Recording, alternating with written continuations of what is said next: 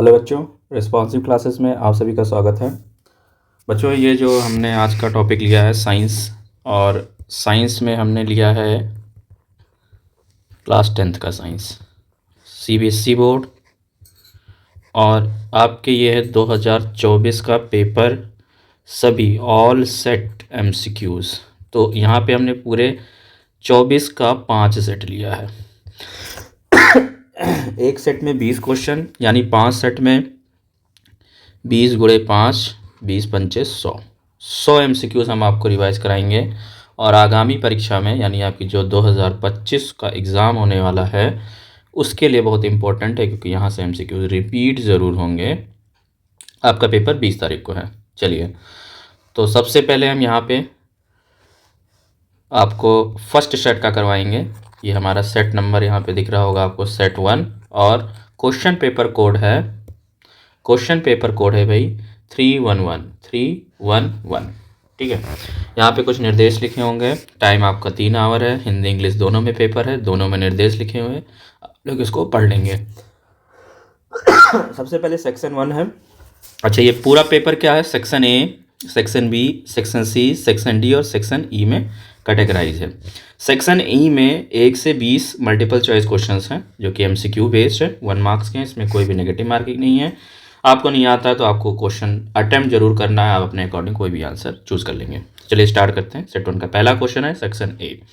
Question क्या कह रहा है कि फर्स्ट क्वेश्चन है, when 2 ml of sodium hydroxide solution is added to few pieces of the granulated zinc in a test tube then warmed, the reaction that occurs can be written in the form of balanced chemical equation। तो basically यहाँ पे question इसकी reaction किसके साथ बोला गया है? यहाँ पे सोडियम हाइड्रोक्साइड सोल्यूशन और जिंक के साथ रिएक्शन आपको बताना है। ठीक है, तो हम लोगों ने पढ़ रखा है, एनसीईआरटी में सेम रिएक्शन दे रखी है कि सोडियम हाइड्रोक्साइड जिंक के साथ रिएक्शन करके क्या बनाता है? तो सोडियम जिंकेट बनाता है। ऑप्शन नंबर बी आपका पूरा करेक्ट हो जाएगा। ठीक है, तो बच्चों अब बढ़ते हैं अगले प्रश्न पे। अगला प्रश्न है, select from the following decomposition reaction in which source of the energy for decomposition is light. ठीक है, यहाँ पे हमें डीकम्पोजिशन रिएक्शन चूज करनी है, और ऐसी कौन सी डीकम्पोजिशन रिएक्शन है जो सनलाइट के प्रेजेंस में होती हैं। यहाँ पे जितने भी एग्जांपल्स दे रखे हैं आपको ए बी सी डी में, सारी की सारी डीकम्पोजिशन रिएक्शन है, लेकिन हमें वो वाली डीकम्पोजिशन रिएक्शन चूज करनी है जो सनलाइट के प्रेजेंस में होती है। तो ऑप्शन नंबर सी की तरफ हम जाएंगे। AgBr सनलाइट में Ag और Br में टूट जाता है, सिल्वर और ब्रोमीन में। अगला प्रश्न बढ़ते हैं।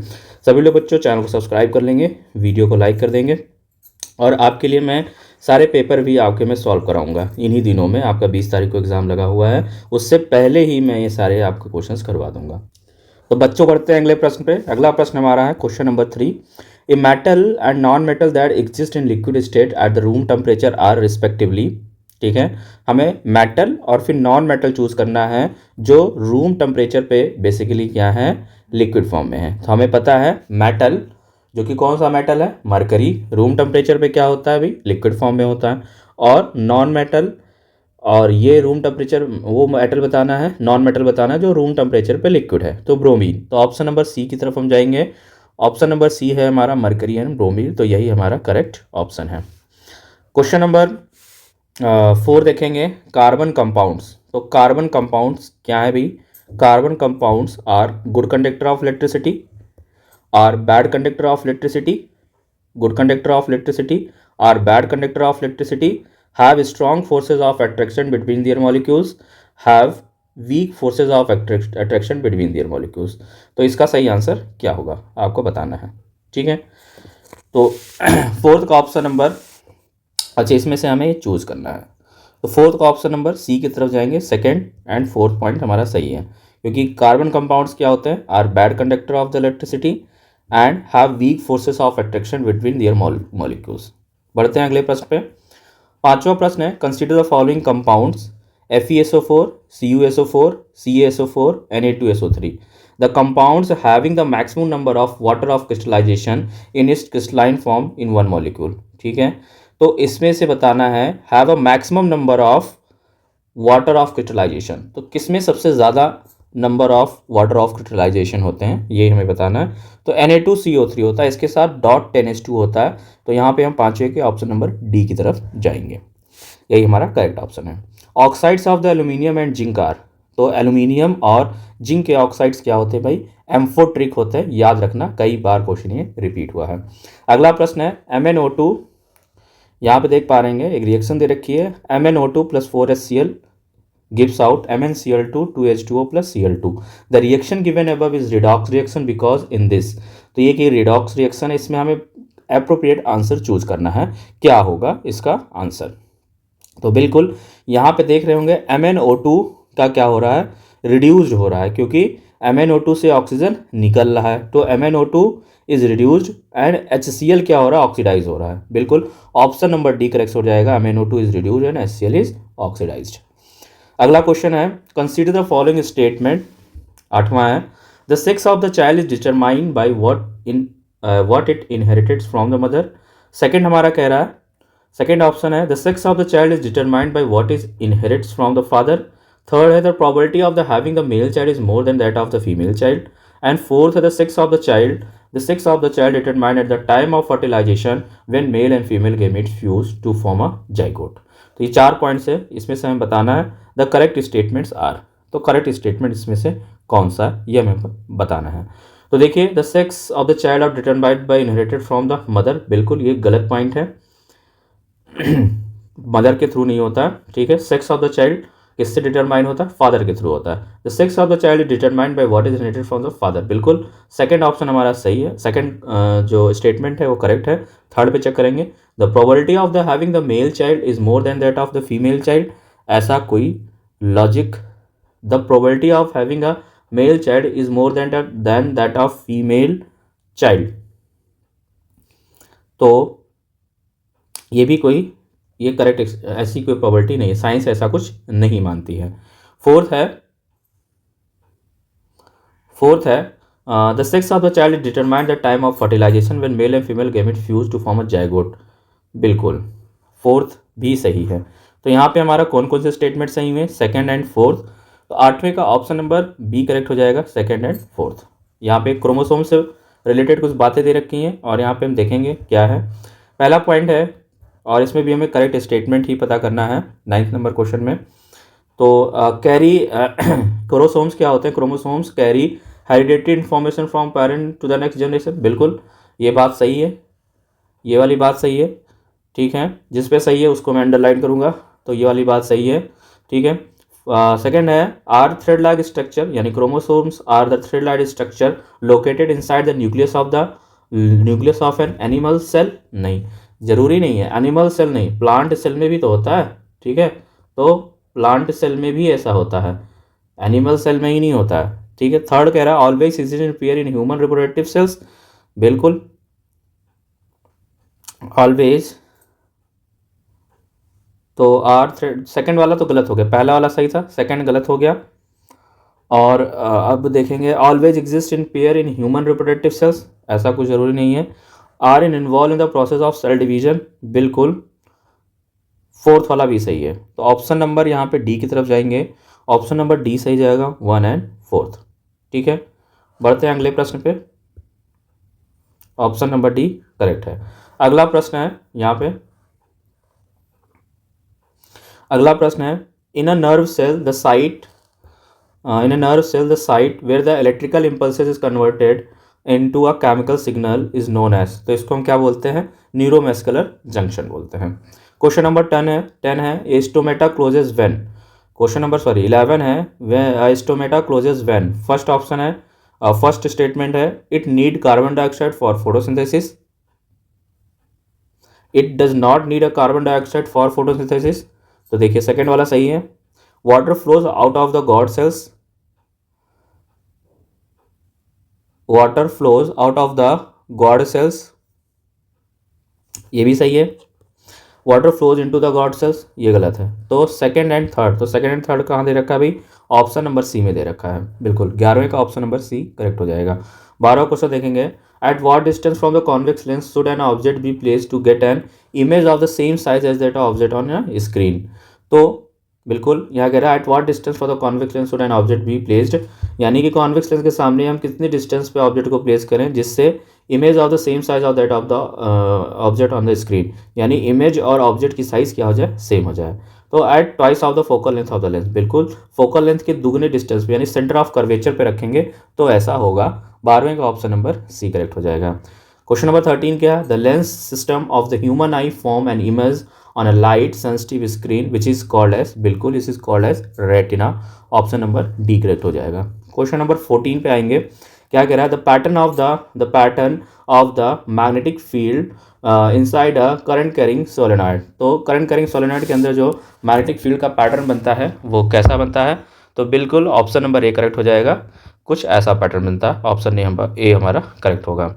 15 क्वेश्चन है, identify the food chain in which the organism of the second trophic level are missing, इसमें से बताना है कि कौन से फूड चैन में सेकेंड ट्रॉपिक लेवल का ऑर्गेनिज्म मिस है। ठीक है, तो बिल्कुल 15 का ऑप्शन नंबर सी पे हम जाएंगे। टाइगर के साथ ग्रास दिया है, स्नैक एंड फ्रॉग, तो टाइगर्स के साथ डायरेक्ट ग्रास नहीं आएगा क्योंकि टाइगर और ग्रास के रिलेशन में एक चीज़ कम है, कौन, डियर, बकरी। इन विच ऑफ द फॉलोइंग, तो बकरी किस में आता है, सेकंड ट्रॉपिक लेवल में आता है। In which of the following organism multiple fission is means of the asexual reproduction, तो इसमें से बताना है कि मल्टीपल फिजन किस में होता है, आपको पता है प्लाज्मोडियम में क्या होता है भाई, मल्टीपल फिजन होता है।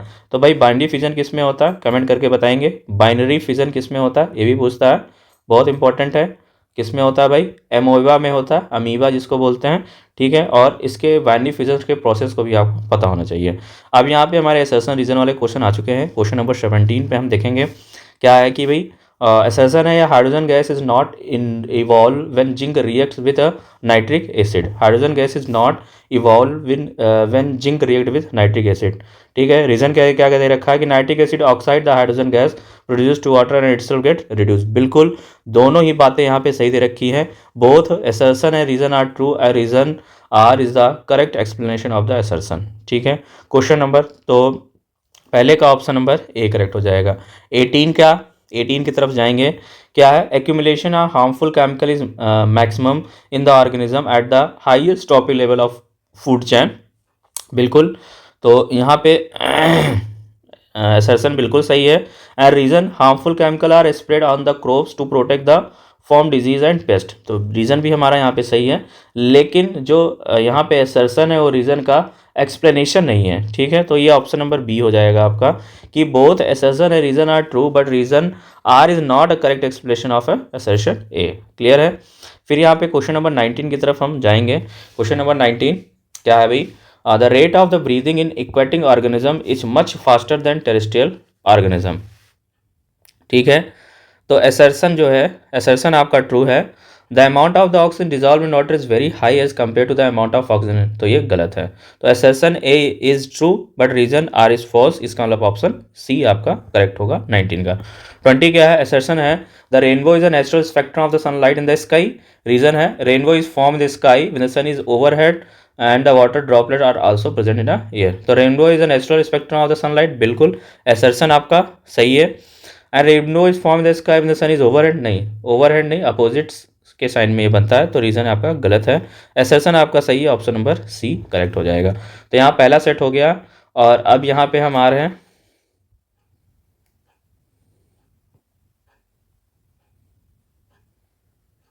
तो ये इसमें पूरा पेपर हमको लग रहा हो गया, हाँ दूसरे सेट पे आ गए हैं। तो बच्चों अगला सेट हमारा है 31 2 1, यहाँ पे हमने पहला वाला सेट किया था 31 1 1, और वो सेट 1 था, उसके अलावा 31 1 1 2 31 1 3 इस प्रकार के सेट बनेंगे आपके। 31 1 1 किया, फिर ऐसे होता है 31 1 1 2, तो ये और इसके अलावा फिर 3 फिर 4 फिर 5, तो इन सब के क्वेश्चन सेम होते हैं। ठीक है, अब ये जो हमने सेट चूज किया वो 31 2 1 है, यानी ये दूसरा सेट है। ठीक है, और इस सेट के अंदर भी 5 सेट होंगे, तो इस प्रकार को सीबीएसई पेपर बनाता है। ठीक है, तो यहाँ पे हमने जो अगला सेट लिया है 31 2 1 का पहला सेट लिया है, और इसके यहाँ पे सारे क्वेश्चंस करेंगे, क्योंकि यहाँ पे क्वेश्चन बाकी वाले सेट में क्वेश्चन सेम थे, इसमें क्वेश्चन अलग है, तो ये वाला क्वेश्चन है यहाँ पे हम देखने वाले हैं। पहला क्वेश्चन है क्या है भाई, So solid calcium oxide reacts vigorously with water to form a calcium hydroxide accompanied by the liberation of the heat from the information given above. It may be concluded that this reaction. तो इसमें से हमें appropriate answer क्या, हमारा correct answer क्या होगा A B C D में। तो भाई क्या है भाई, डी वाला हो जाएगा। Exothermic and pH of the solution form is more then 7। ठीक है, ये भी आपका रिएक्शन से क्वेश्चन बनाया हुआ है। ठीक है, juice juice of the tamarind turns blue the litmus to red it because the presence of the acid called. तो आपको बताना है कि टमारिंड जो है turns blue litmus to red, तो आपको बताना है ब्लू को रेड कर रहा है, तो इसमें से क्या हो सकता है। तो ये क्या होगा भाई, टार्टरिक एसिड होगा, टार्टरिक एसिड होगा। ठीक है, select from the following process in which the combination reaction is involve, combination reaction is involve. ठीक है, तो इसमें से आपको बताना है थर्ड वाले में ए बी सी डी में किस में कॉम्बिनेशन रिएक्शन हो रही है। ठीक है, तो क्वेश्चन नंबर 3 में हम देखेंगे burning of coal. Burning of coal में क्या होती है भाई, कॉम्बिनेशन रिएक्शन होती है। C प्लस O2 यहाँ पे रिएक्शन होता है तो CO2 हो जाता है, गैस बन जाती है बर्निंग ऑफ कोल में। क्वेश्चन नंबर 4 है the oxide which can react with HCl as well as KOH to give the corresponding salt and water is. तो बिल्कुल ऑप्शन इसमें क्या बनेगा, एल्यूमिनियम ऑक्साइड बनेगा Al2O3।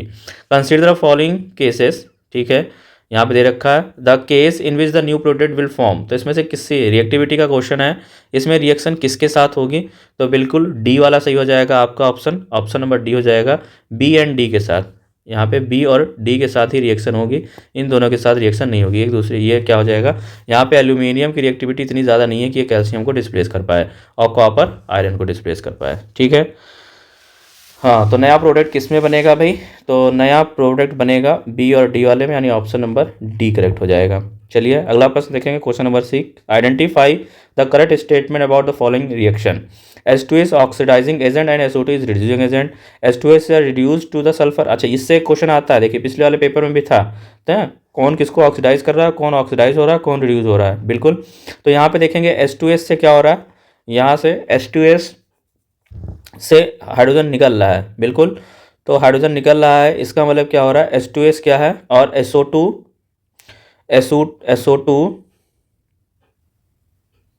ठीक है, SO2 क्या कर रहा है, H2S को ऑक्सीडाइज कर रहा है। तो SO2 क्या है, ऑक्सीडाइजिंग एजेंट है। SO2 is oxidising agent, H2S is reducing agent, क्योंकि SO2 से ऑक्सीजन निकल रहा है और इसको ऑक्सीजन निकाल कौन रहा है, H2S निकाल रहा है। तो इसका ऑप्शन नंबर सी करेक्ट हो जाएगा। SO2 is oxidising agent and H2S is hydrogen sulphide is reducing agent.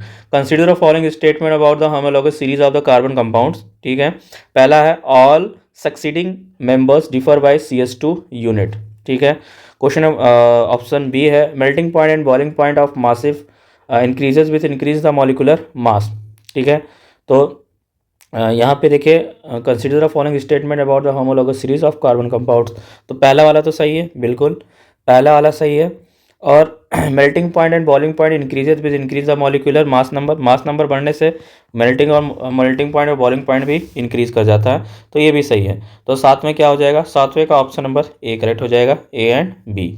आठवां है which of the following statements are true about the human heart. Human heart से रिलेटेड कौन सा इसमें आपका सही है, तो सी वाला सही है। Right atrium receive deoxygenated blood through the vena cava from the upper and lower body. बिल्कुल।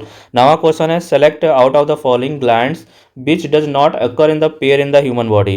तो पेयर में कौन सी नहीं होती भाई, तो पिट्यूटरी नहीं होती, पिट्यूटरी ग्लैंड पेयर में नहीं होती है, ऑप्शन नंबर ए करेक्ट हो जाएगा। बाकी टेस्टीज है, ओवरीज है, एड्रिनल है, सब पेयर में एग्जिस्ट करती हैं। In human respiratory system when a person breathes in the position of ribs and diaphragm will be. तो 10वें का क्या हो जाएगा, 10वें का option number B correct, lifted rib and flattened diaphragm हो जाएगा। Identify the mode of the asexual reproduction in the following organism. तो किसमें एसेक्सुअल रिप्रोडक्शन है, ठीक है। Identify the mode of the एक्सेक्स, तो ये है क्या, तो ये बडिंग है, ये हाइड्रा है, ऑप्शन नंबर सी करेक्ट हो जाएगा। क्वेश्चन नंबर 12 है ए cross made between the two pea plant reduces 50% tall and 50% short a pea plant, the gene combination of parent pea plant must be। तो 12 का option number C correct होगा, ये वाला सही होगा, बिल्कुल 12 का ऑप्शन नंबर सी करेक्ट हो जाएगा। Consider the following statement the contest of human आई। तो क्या है भाई, the diameter of the human eye ball is about 2.3 centimetre. तो बिल्कुल ऑप्शन ये स्टेटमेंट बिल्कुल सही है, 2.3 सेंटीमीटर होता है आई बॉल का डायमीटर। बी है, iris is a dark muscular diaphragm that controls the size of the pupal. तो बिल्कुल बी वाला भी सही है statement. And most of the refraction of the light रे entering the occur at the crystalline lens, नहीं, most नहीं, ठीक है, सारा का सारा नहीं होता है, उसके अंदर कुछ लिक्विड भरा वहाँ पे भी तो रिफ्रैक्शन हो रहा है। Well occurring on the object differ, तो फिर ठीक है, यहाँ का ऑप्शन आपको कौन सा हो जाएगा, 13 का ऑप्शन नंबर ए से होगा, ए और बी आपके सही हैं। The maximum resistance of network having the 5 identical resistor of 1/4 ohm can each can be. तो इनको क्या करना है कि भाई मैक्सिमम रजिस्टेंस निकालना है, और जिसका रजिस्टर कितना, रेजिस्टेंस कितना 1/5 ओम है, तो इनको 5 बार ऐड कर दो, क्योंकि मैक्सिमम किस में मिलता है भाई, सीरीज़ में मिलता है। इनको हम 5 बार ऐड करेंगे तो क्या हो जाएगा, 5/5 यानी 1 ओम आ जाएगा, ऑप्शन नंबर ए करेक्ट हो जाएगा। 15 का यहाँ पे देखेंगे, 15 का यहाँ पे आई वी ग्राफ है, तो आई वी वी आई में क्या होता था, जिसमें स्लोप ज़्यादा होता था उसका रेजिस्टेंस ज़्यादा, आई वी में जिसका स्लोप कम, तो R3 का स्लोप कम है, तो R3 सबसे ज़्यादा होगा, R3 is greater than R2 is greater than R1, और ये आपका ऑप्शन नंबर सी करेक्ट है। बढ़ते हैं अगले प्रश्न पे। अगला क्वेश्चन है, strength of the magnetic field produced as current carrying solenoid does not depends upon, नहीं करता है, तो बिल्कुल number of turns in the solenoid. तो मैग्नेटिक फील्ड जो होती है सोलेनॉइड की, वो नंबर ऑफ टर्न्स पे डिपेंड करती है। Direction of the current flowing through it and radius of the solenoid, material of core of the solenoid. तो करंट के डायरेक्शन पर नहीं डिपेंड करती है। बी इज इक्वल टू होता है म्यू नॉट एन आई ए, ठीक है। तो नंबर ऑफ टर्न्स करंट पे डिपेंड करती है, लेकिन करंट के डायरेक्शन पे नहीं डिपेंड करती है, तो 16 का ऑप्शन नंबर बी करेक्ट हो जाएगा। अब यहाँ पे असर्शन रीजन वाले क्वेश्चन देखेंगे, और यहाँ पे हमने 40 क्वेश्चन आपको करवाए हैं, बाकी 3 पेपर के क्वेश्चन नेक्स्ट क्लास में हम करवाएंगे, 2 पार्ट में वीडियो बन जाएगी। असर्शन है रीजन यहाँ पे देखेंगे, क्वेश्चन नंबर 17 क्या कहता है, कह रहा है different metals have the different reactivity in water and dilute acids, and reason कह रहा है extraction of metal from its ore depends on its position and the reactivity series. तो बिल्कुल बोथ असर्शन है reason are true, but reason is not correct explanation of assertion, तो option number B correct हो जाएगा। Question number 18 है, human female has a perfect pair of the sex chromosomes, ठीक है, बिल्कुल सही है। And sex chromosomes contribute by the human male in the zygote decide in the sex child, बिल्कुल B भी सही है। तो ऑप्शन आपका असर्शन रीजन दोनों सही है, लेकिन और assertion reason is assertion is not correct explanation of reason, so option अब नंबर बी आपका सही हो जाएगा। अगला प्रश्न यहाँ पे देख रहे हैं, क्वेश्चन नंबर 19, असर्शन में दिया है myopic eye can not see distance object distinct. तो बिल्कुल यहाँ पे आप देख पा रहे होंगे, क्वेश्चन नंबर मैंने 19 का बता दिया ना, 19 का सी होगा, ठीक है। इसमें myopic eye can not see distinct object distinctly, तो ये बात सही है। और reason for the correction of the myopic converging lenses are prepared for the prepared the eye surgeon, तो ये इसका करेक्ट एक्सप्लेनेशन नहीं है ना, ये बात ही गलत है, ठीक है। तो 19 का ऑप्शन नंबर सी करेक्ट हो जाएगा। यहाँ पे 20 देखेंगे, असर्शन क्या कह रहा है, the deflection of compass needle place near a current carrying wire decreases with the magnitude of the electric current the wire is increased, ठीक है।